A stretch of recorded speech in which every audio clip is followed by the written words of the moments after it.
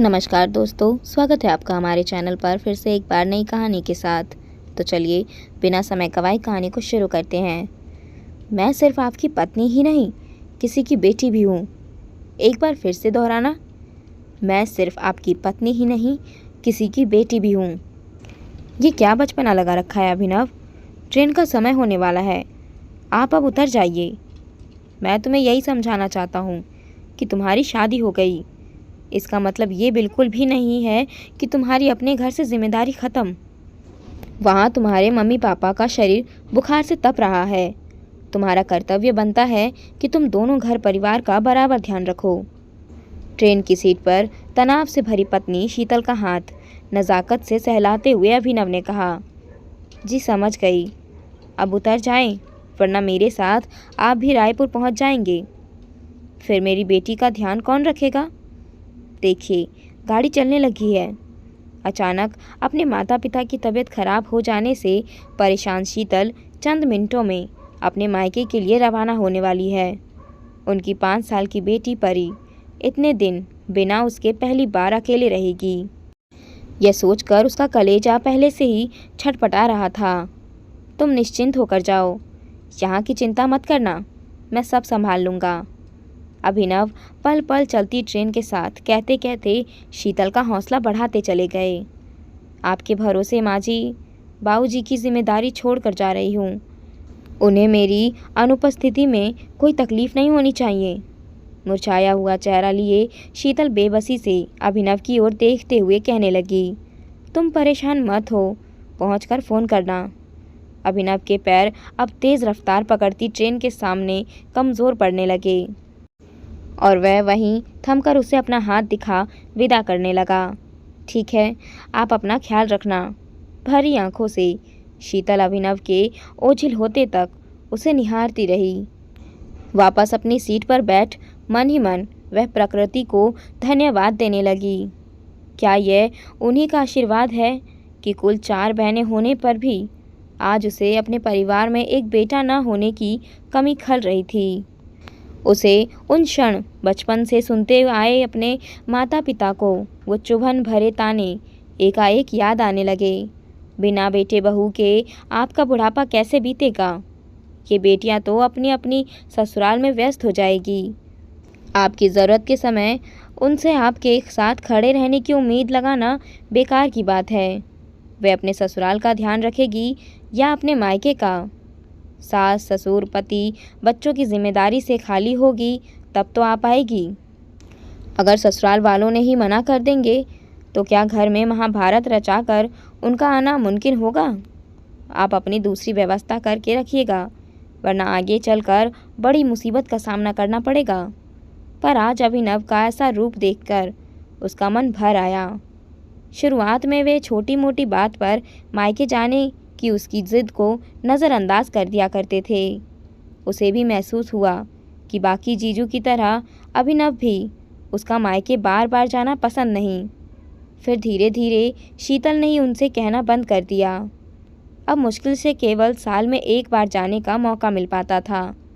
आज घर वालों की इस कठिन परिस्थिति में भी उनके पास कोई भी बहन मौजूद नहीं हो पा रही थी। सब अपनी अपनी समस्याओं में उलझी हुई थी। यह बताने पर भी कि उसके माता पिता ने अपनी काम वाली बाई को पूरे दिन के लिए रख लिया है, तो अभिनव को यह बात बिल्कुल अच्छी नहीं लगी। उन्होंने तुरंत कहा कि बेटा हो या बेटी, अगर ज़रूरत पड़ने पर उनके खुद के बच्चे सहारा ना बन सके तो फिर किस काम के? उसे बिना बताए तुरंत उसके अकेले का टिकट कटाकर अगले ही दिन भेजने का फैसला कर लिया। यह देखकर उसे बहुत आश्चर्य हुआ। अगर उसे आज अभिनव और अपने ससुराल का साथ ना मिलता तो शायद वह भी उनके पास पहुंच नहीं पाती। उन्हीं की जिद थी कि वह मायके जाकर उनका तसल्ली से इलाज पानी करवा कर ही लौटे। उसने जब सास ससुर उनकी और परी का हवाला दिया तो अभिनव कहते हैं, तुम्हें इस घड़ी में उनके साथ होना चाहिए। मैं मानता हूँ कि तुम्हारे बिना कुछ दिन मुश्किल होगी, पर फिर सब मैनेज हो जाएगा। यह कहना उनके लिए शायद आसान होगा, पर जब करेंगे तब समझ पाएंगे कि इस कभी न ख़त्म होने वाली जंग में 2 पल का चैन नहीं मिलता, कि अगली जंग फिर से सामने आ खड़ी होती है। इतना भी सोच विचार नहीं किया कि अकेले सब कैसे संभाल पाएंगे। वह बखूबी जानती थी कि उसकी गैर मौजूदगी में सबको कितनी तकलीफ़ उठानी पड़ेगी। बेटी के 1000 खाने के नखरे, सास ससुर की डायबिटीज़ और ब्लड प्रेशर की समय पर दवाई की याद, सबका फरमाइशी खान पीना, घर का राशन, बाई का काम देखना, आदि आदि। इन सब के बाद उन्हें ऑफिस का काम भी करना होगा। ट्रेन की खिड़की के बाहर सीट में अपनी गर्दन टिकाए वह खुले आसमान में बादलों को अटखेलियाँ करते हुए देख यह सब सोच रही थी। मानती रही कि माँ बापा जल्दी ठीक हो जाएं और वह अपने ससुराल समय से वापस लौट आए। यह विचार करते उसकी रात गुजरती रही और अगली सुबह स्टेशन पर उतरते ही ऑटो पकड़ अपने घर के लिए रवाना हो गई। उसने अपने घर में आने की जानकारी नहीं दी थी, वरना वे लोग उसे आने के लिए मना कर देते। घर पहुंची नहीं कि उसे देख माँ ने सवाल पर सवाल बिछा दिए। शीतल, तुम्हें आने की क्या ज़रूरत थी? और परी कहाँ है? मम्मी, मैं अकेले आई हूँ, अभिनव उसे संभाल रहे हैं। आस पड़ोस के लोग और बाई भी है। तुम अपनी गृहस्थी को क्यों बिगाड़ कर आई हो? वहाँ तुम्हारे सास ससुर हैं, उनका ध्यान कौन रखेगा? माँ, तुम चिंता मत करो, अभिनव है ना, वे सब देख लेंगे। एक मर्द से घर संभालने की उम्मीद करना मैं तो ना कर सकती। अब आ गई है तो तुम्हें खुश होना चाहिए। बेटी, आज हम दोनों को कई डॉक्टरों को दिखाना है। यहाँ से वहाँ अकेले ऐसी हालत में तुम्हारी माँ और खुद को लेकर कहाँ कहाँ भटकता। अच्छा किया जो सही समय पर आ गई। आप नहीं समझेंगे, माँ तो आने के लिए मना ही करेगी।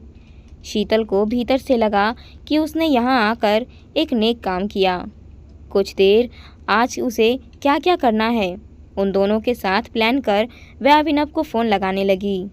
हेलो, मैं आराम से पहुँच गई थी। तुम कैसे हो? माँ जी, बाऊ जी और परी सब कैसे हैं? सब ठीक है, तुम यहाँ की चिंता मत करो। मैं ऑफिस के लिए थोड़ी देर में निकल रहा हूँ। सभी ने अपना खाना खुद निकाल कर खा लिया है। माँ ने बाई से सारा काम करवा लिया। बाऊजी खुद दोनों की दवाई निकाल कर समय से खाने की याद रख रहे हैं। और परी, तुम जैसा करती हो हम सब को अगली चीज़ करने की याद दिला रही है। हमारी बच्ची इतनी समझदार हो गई है, यकीन नहीं होता। शीतल मुस्कुराती हुई आश्चर्य से कहने लगी, तुम ना जाती तो पता ही नहीं चलता कि यह लड़की बिना कुछ कहे या टोके अपने सभी काम खुद से कर ले सकती है।